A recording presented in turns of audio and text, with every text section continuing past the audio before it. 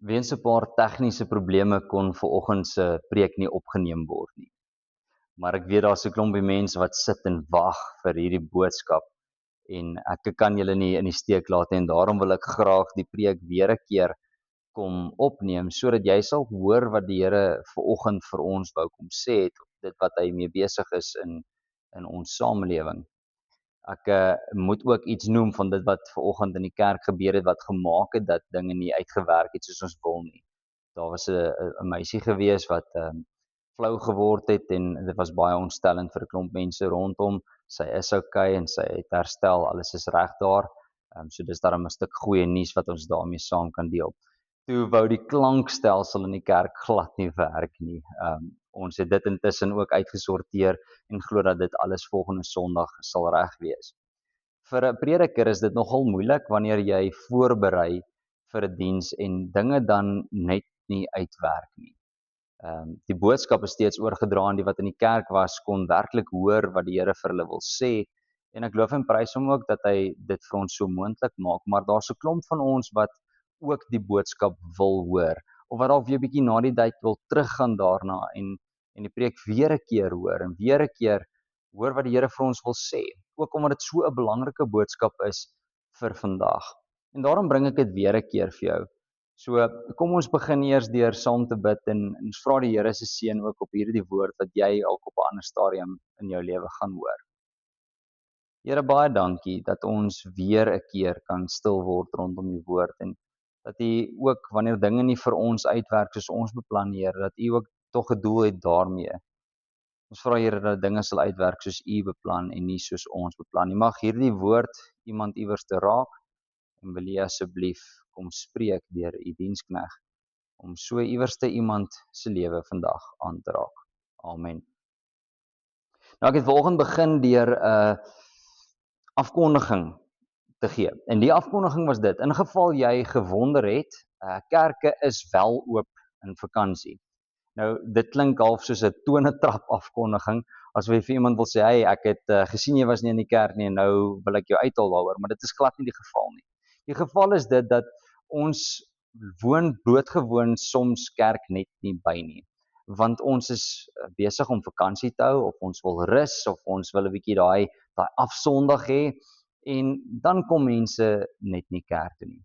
In die vakansie wat verby is, het dit my regtig ontstel dat 'n klomp mense wat wel hier was, bloot net besluit het om nie kerk toe kom nie, omdat dit nie hoog op hulle prioriteitslys was nie. Maar ek weet, veral vir jou wat hierna luister, gaan dit baie hoog op jou prioriteitslys wees, want dit is vir jou belangrik om naby aan die Here te wees. En mag jy ook weet, die Here sien dit raak. Die Here sien raak wanneer jy moeite met hom doen.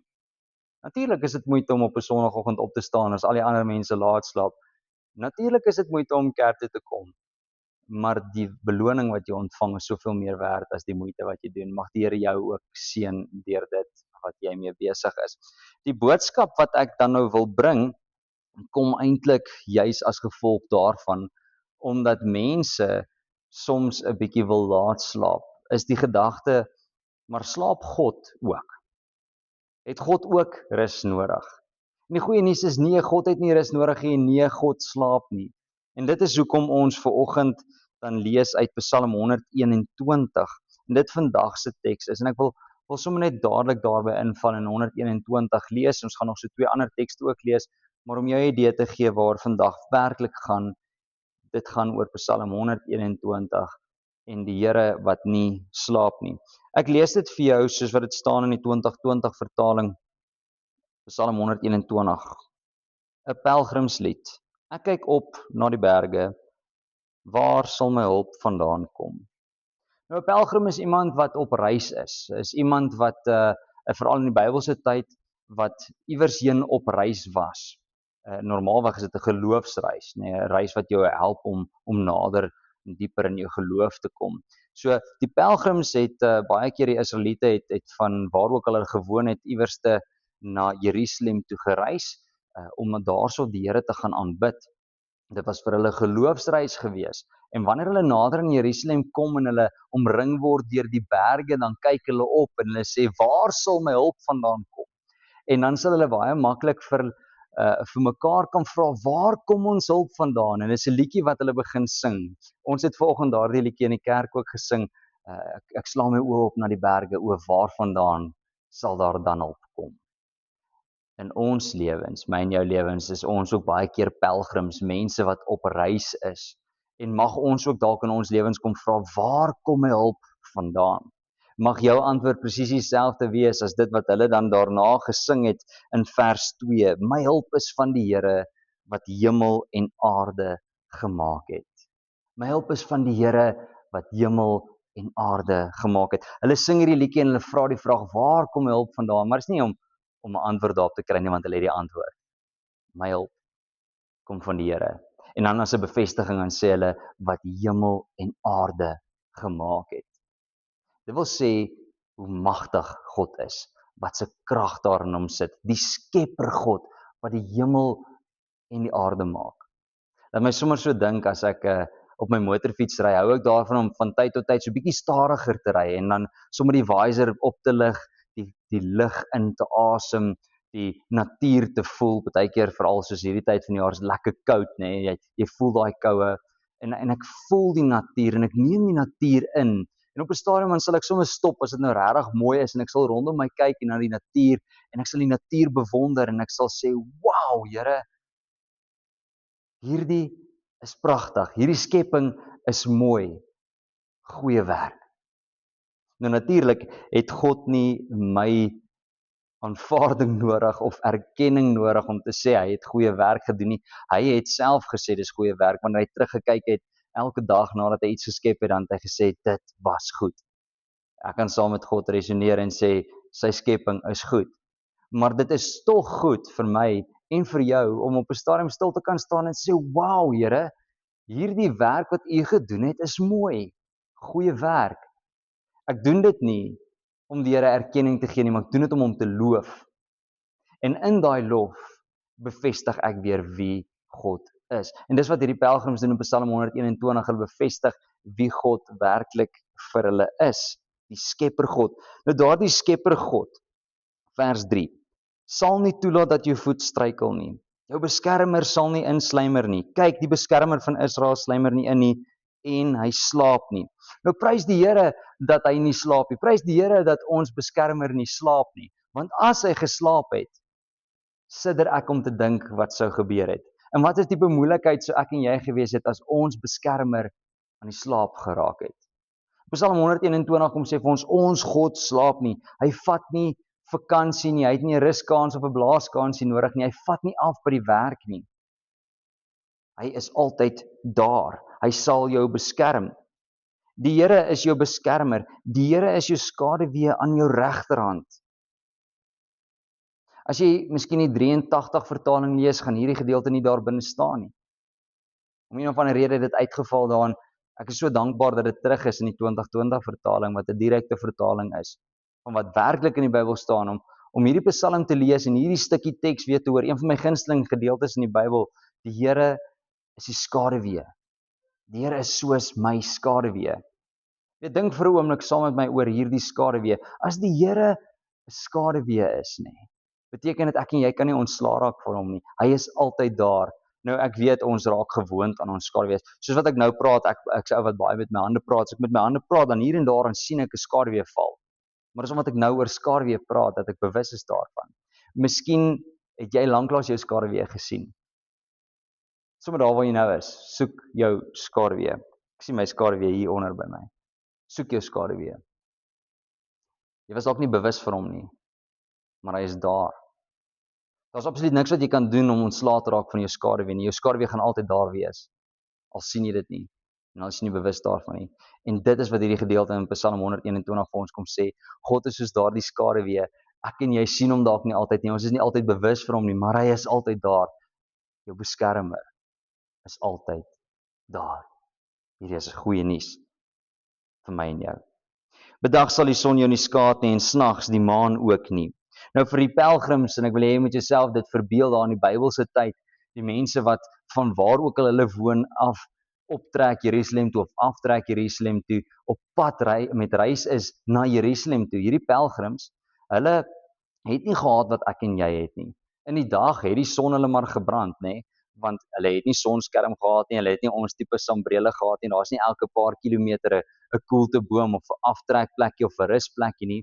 So die son het jou redelik seer gebrand.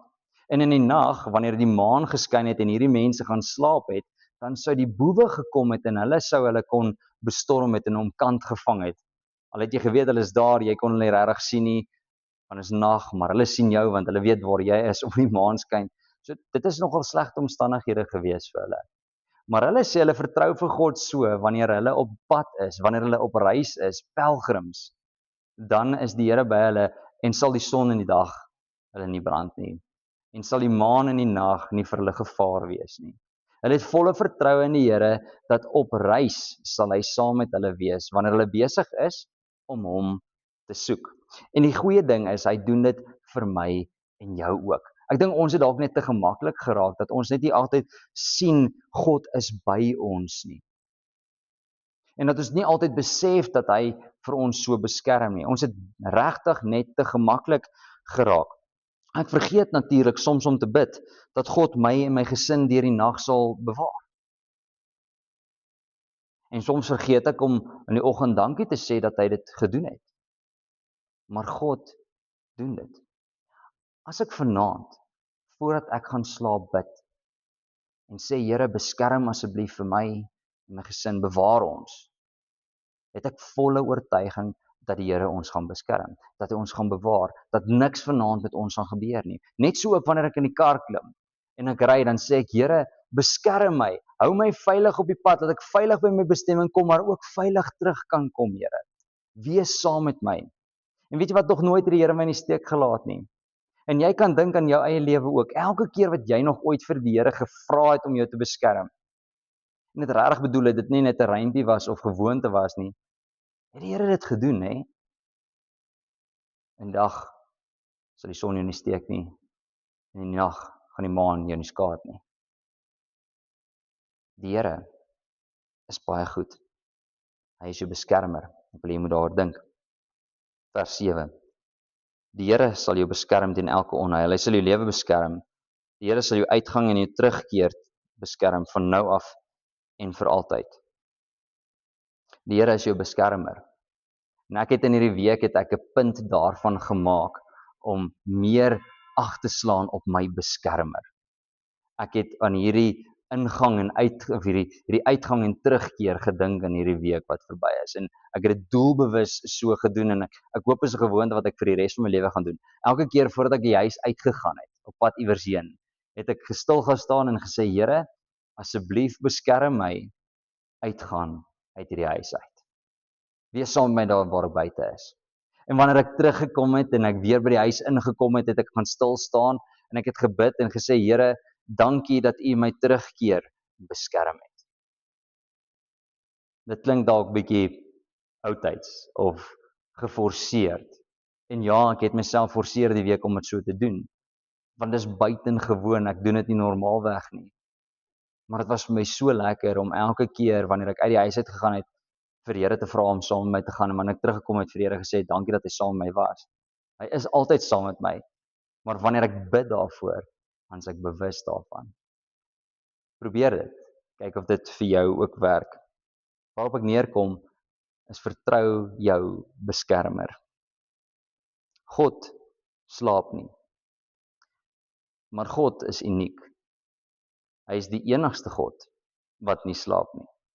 Ek het onlangs weer die storie gelees van Elia en die Baal profete en dit was eintlik vir my komies toe ek dit gelees en ek wil 'n stukkie daarvan met jou deel. 1 Konings 18 vers 27, teen die middag het Elia hulle gespot en gesê, roep harder, want hy is mos 'n God. Hy is dalk in gedagte, of hy sonder hom af, of is op pad. Dalk is hy in die slaap. Jy moet hy wakker word. Nou ons ken hierdie storie, waar Elia en die Baal profete teen mekaar opgaan, en waar Elia dan nou sê, as die God waar is, as julle God waar is, dan sal hy nou natuurlik hierdie altaar aan die brand steek uit die hemel uit. En so bid hierdie klomp Baal profete die hele dag lank, en hulle gaan te kere, en hulle kyk op, en hulle doen alles wat hulle moet. maar niks gebeur nie. En Elia maak 'n grapie en hy sê, miskien slaap hy, julle moet hom net gaan wakker maak. My en jou God is dieselfde God wat Elia aanbid het. Ons God slaap nie. Hy slaap nie. Maar ons baie plekke in die lewe waar ek en jy dalk ander gode het, ander gode aanbid, al weet ons mag nie en al buig nie letterlik vir 'n God nie, in die samelewing waarin ons is so baie goed wat ons voor God plaas en bo God plaas, dat dit eintlik maar niks anderste is as afgode nie. Hierdie goed is alles dood. Hulle lewe nie. En selfs al het hulle gelewe, is hulle aan die slaap. My en jou God slaap nie. Die vraag is natuurlik, wat het dit alles met my en jou te doen? Mag ons dan slaap? Mag ons dan rus? Mag ons dan afvat? Bietjie laat lê, vakansie neem? Natuurlik. Natuurlik mag jy. En weet jy hoe weet ek dat jy dit mag doen? Want God het dit ingestel. Reeds in die begin van die Bybel, in Eksodus, die tweede boek van die Bybel, in die gedeelte wat ons eintlik uit ons harte uit moet ken, wat gaan oor die 10 gebooie, sê God in Eksodus 20 vers 8 tot 10 die volgende: Gedenk die Sabbatdag deur dit heilig te hou. 6 dae moet jy werk en alles doen wat jy moet, maar die 7de dag is 'n Sabbat ter ere van die Here jou God. Jy mag geen werk doen nie. God stel die Sabbat in sodat jy mag rus. Maar dit is God se dag. Dis nie jou dag nie. En dit is wat my hierdie vakansie so ontstel het. Dat mense God se dag vat en dit hulle eie maak.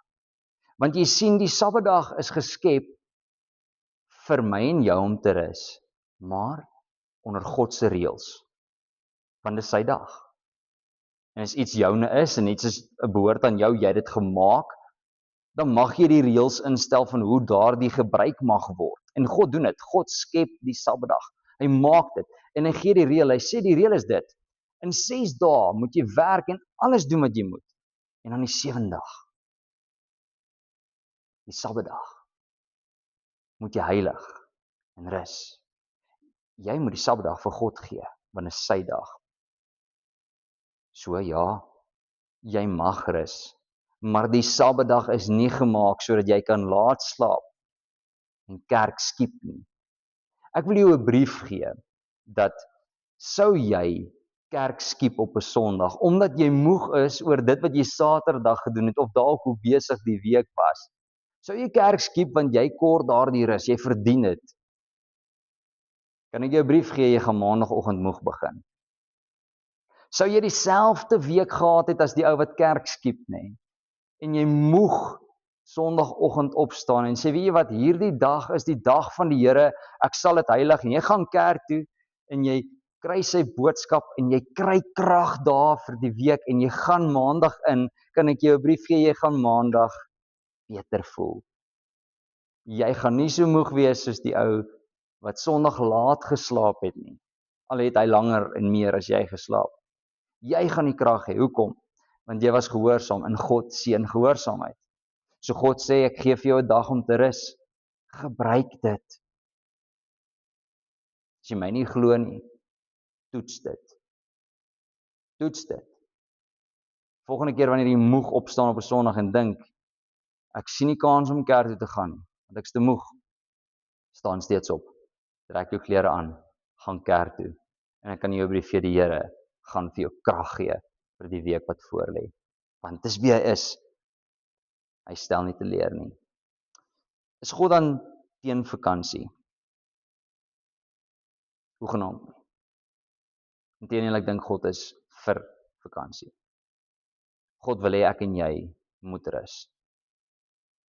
Ek weet dit, want ek lees my Bybel. En in my Bybel lees ek dat God vir Adam geskep het. Dat God vir Adam op die 6de dag geskep het.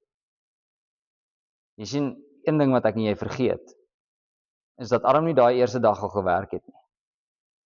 Adam se eerste dag op aarde was dag 7. Die rusdag. Daarna het hy gewerk.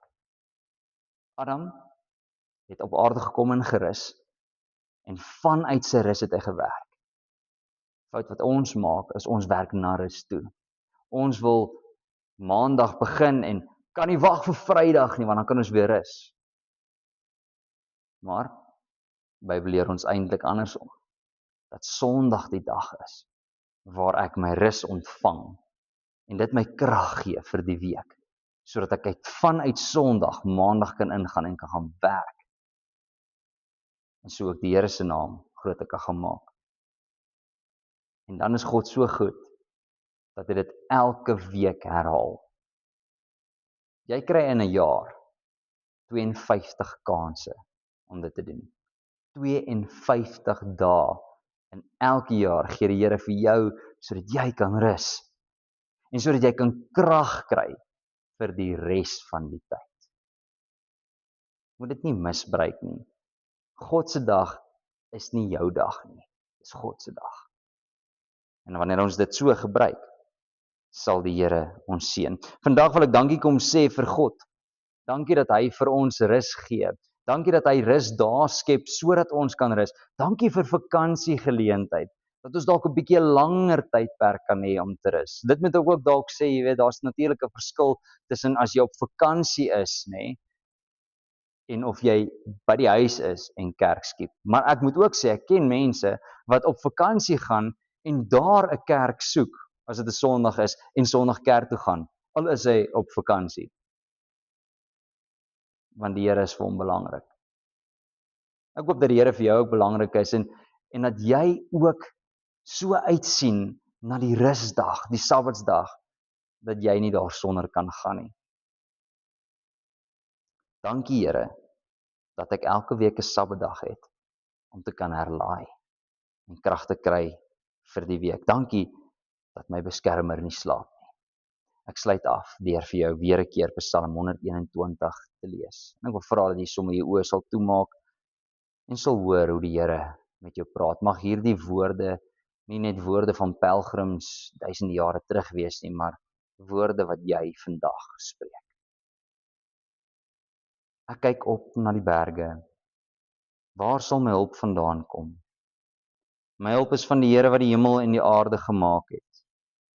Hy sal nie toelaat dat jy voet struikel nie. Die beskermer sal nie insluimer nie. Kyk, die beskermer van Israel sluimer nie in nie en hy slaap nie. Die Here is jou beskermer. Die Here is jou skaduwee aan jou regterhand. Bedag sal die son jou nie skaad nie en snags ook nie die maan nie. Die Here sal jou beskerm teen elke onheil en hy sal jou lewe beskerm. Die Here sal jou uitgaan en jou terugkeer beskerm van nou af en vir altyd. Amen.